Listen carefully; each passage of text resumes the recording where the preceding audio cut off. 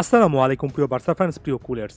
বার্সার খেলা রয়েছে চ্যাম্পিয়ন্স লিগে, আরও একটা এক্সাইটিং মোমেন্ট বার্সা ফ্যানদের জন্য অপেক্ষা করছে এবং বড় মতো বার্সাবাজের আজকের এই ভিডিওতে এই ম্যাচের একটা সম্পূর্ণ প্রিভিউ তুলে ধরার চেষ্টা করছি, যেখানে বিস্তারিত সকল বিষয় নিয়ে আলোচনা করব। ম্যাচ টাইমিংটা আপনাদের জানা থাকার কথা, তারপরও বলে দিচ্ছি বাংলাদেশ সময় অনুযায়ী আজ রাত 2টোয় কিন্তু ম্যাচটা অনুষ্ঠিত হবে। বার্সা তাদের হোম গ্রাউন্ডে একটা ম্যাচ খেলবে এবং এই মুহূর্তে এটা বার্সার জন্য একটা বড় স্বস্তির ব্যাপার, কারণ এর আগে সর্বশেষ দুটো ম্যাচে লা লিগা ক্যাম্পেইনে বার্সা অ্যাও ভেন্যুতে হেরেছে। সেটার একটা প্রভাব যাতে করে চ্যাম্পিয়ন্স লিগে না আসে সেটাই মূল টার্গেট হওয়া উচিত। এর আগে চ্যাম্পিয়ন্স লিগে প্রথম ম্যাচে মোনাকোর কাছে 2-1 গোলে হারলেও সর্বশেষ 3টা ম্যাচে বার্সা স্ট্রেট 3টা ভিক্টরির মাধ্যমে মোটামুটি ভালো একটা অবস্থানে নিয়ে এসেছে প্রথম ম্যাচের তুলনায় নিজেদেরকে, এবং এই 3টা ম্যাচে বার্সা কিন্তু গুনে গুনে প্রতিপক্ষের জালে 14টা গোল দিয়েছে, যার মধ্যে বায়ার্নের পক্ষে 4-1 গোলের জয়টাও কিন্তু ছিল। অন্যদিকে এস্তাদে ব্রেস্তোয়া 29 কিংবা সিম্পলি ব্রেস্ট নামে পরিচিত এই ক্লাবটাও কিন্তু চ্যাম্পিয়ন্স লিগে এই মুহূর্তে ভালো ফর্মে আছে। ইনফ্যাক্ট পয়েন্ট টেবিলে বার্সার কিন্তু আরও 2 ধাপ উপরে আছে।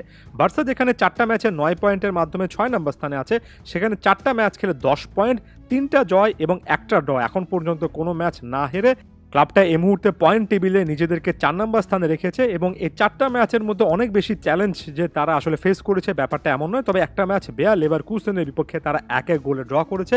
বার্সার বিপক্ষে বার্সার ঘরের মাঠে একটা চ্যালেঞ্জ জানানোর মতো একটা দল ব্রেস্ট একেবারেই ছোট দল, দুর্বল দল হিসেবে নেওয়ার আসলে কোনো কারণ নেই। সাম্প্রতিক পারফরমেন্সগুলো তো সাজেস্ট করছে একেবারে নেই। আমি এরপর স্কোয়াড আপডেট এবং ওভারঅল দুটো দলের সিচুয়েশন প্রসঙ্গে চলে আসি। প্রথমে বার্সার কথায় আসি। বার্সার কোচ হানসি ফ্লিক আরও একবার এই কথাটা বলেছেন। সর্বশেষ ম্যাচে বার্সা যে 2-2 গোলে ড্র করেছে লা লিগাতে সেল্টা ভিগোর বিপক্ষে, সে ম্যাচের পরও সম্প্রতি বলেছিলেন যে জিনিসটা তার কাছে খুব বেশি পজিটিভ মনে হয়নি সেটা হচ্ছে 2টো গোল কনসিড করার আগেও বার্সা খুব একটা বেশি বল পায়ে কনফিডেন্ট অনুভব করেনি। এবং এ প্রসঙ্গে হ্যান্সি ফ্লিক বলেন যে প্রত্যেকটা সময় আমরা অ্যাটাকে উঠতে চাই, খুবই দ্রুত গতির অ্যাটাক করতে চাই, তবে একই সঙ্গে এটাও মনে রাখা উচিত যে মাঝে মধ্যে আপনার একটু স্লো ডাউন করা উচিত এবং বলটা কন্ট্রোল রাখা উচিত। আপনি যত বেশি আত্মবিশ্বাসের সঙ্গে বল কন্ট্রোল করবেন, তত বেশি এমন সিচুয়েশনে ম্যাচ আপনার পক্ষে থাকবে।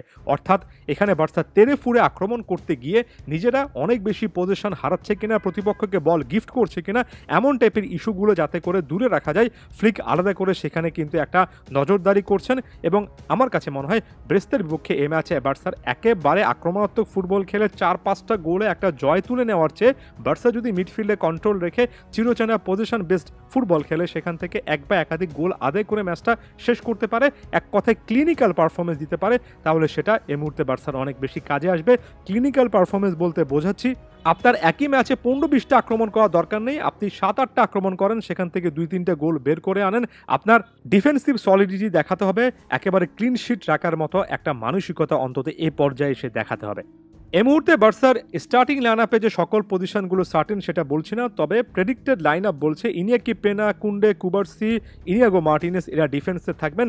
লেফট ব্যাক পজিশনে আলেহান্দ্রো বালদে হালকা একটা চোটে ভুগছেন, যে কারণে সর্বশেষ ম্যাচে জেরার্ড মার্টিন খেলেছেন, এ ম্যাচে হয়তোবা হেক্টর ফোর্ড খেলবেন। লেফট ব্যাক পজিশন বার্সার জন্য একটা বড় রকমের উইকনেস কিন্তু হচ্ছে। মিডফিল্ডে কাসাদোর সঙ্গে ফ্র্যাঙ্কি রিয়ং এবং পেদ্রি থাকার কথা। ফাইনাল থার্ডে রাফিনা, লেভানডফস্কির সঙ্গে আরও একবার ওলমো থাকবেন। ইনজুরির কারণে এই ম্যাচটা আরও একবার ইয়ামাল কিন্তু মিস করতে যাচ্ছেন।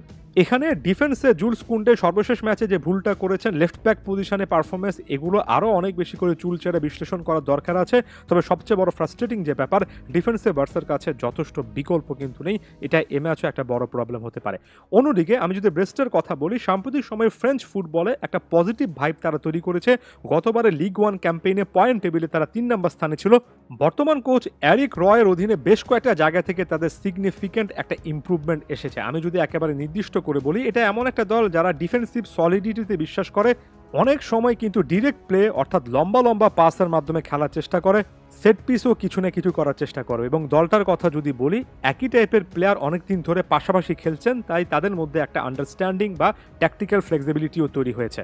মূলত 4-3-3 বা 4-3-1-2 এমন টাইপের ফরমেশনে ফুটবল খেলায় এই দলটা ডিফেন্সে রাইট ব্যাক পজিশনে লালা, মিডফিল্ডে ম্যাগনেতি বা কামারা, ফাইনাল থার্ডে দেল কাস্তিও অথবা লুডোভিক আজার্ক, এরা কিন্তু নিজেদের দিনে কিছু না কিছু করতে পারেন। ওয়ান্স অ্যাগেন এখানে বার্সার সবচেয়ে বড় যেটা চিন্তার বিষয় হওয়া উচিত, সেটা হচ্ছে তারা তাদের সহজাত স্টাইলে ম্যাচটা কন্ট্রোল করতে পারে কিনা। প্রত্যেকটা ম্যাচে একেবারে এলোপাথারি আক্রমণ করতেই হবে ব্যাপারটা এমন নয়, এর চেয়ে ওয়েল কন্ট্রোলড ডিফেন্সিভলি আরও অনেক বেশি করে ব্যালেন্সড ফুটবল খেলাটা এই মুহূর্তে বার্সার কাছে আশা করছি। আদিওস ভিস্কা এল বার্সা।